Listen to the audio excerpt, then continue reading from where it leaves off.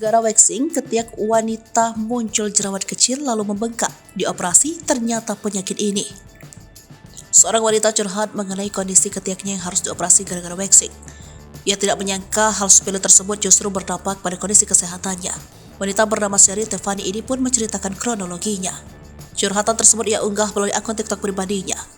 Ia mengunggah video yang memperlihatkan perjalanan dirinya harus melakukan operasi ketiak. Unggahannya pun langsung mendapat reaksi dari warganet hingga pun langsung menceritakan kronologinya. Sherry mengaku dirinya sempat waxing kemudian muncul jerawat kecil. Namun pada saat itu ia mengira hal tersebut adalah biasa. Ia pun tetap melanjutkan waxing tersebut. Sherry pun mengakui bahwa hal tersebut adalah kesalahan pertama. Ia juga memberitahu ciri-ciri orang yang tidak bisa waxing seperti dirinya. Jadi dulu tuh aku memang waxing dan sempat muncul jerawat kecil tapi nggak lama kemudian dia kayak kempes sendiri. Jadi aku kira itu jerawat biasa jadi aku tetap lanjut waxing, jelasnya. Ia langsung berkonsultasi dengan dokter dan ia disarankan untuk tidak melakukan waxing diganti dengan menggunakan electric shaver untuk memangkas bulu ketiak. Dokter mengatakan bahwa kelenjar atau kulitnya sensitif. Selama menjalani perawatan kondisi Sherry tidak kunjung membaik, ia pun dikatakan memerlukan tindakan operasi.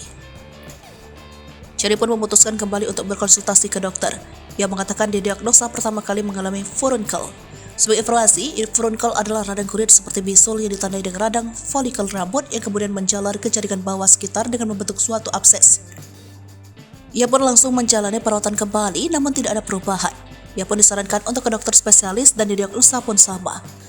Kondisi pun belum membaik, kemudian ia datang ke dokter spesialis lainnya. Sherry pun berujung dirujuk untuk ke dokter bedah dan melakukan tindakan operasi.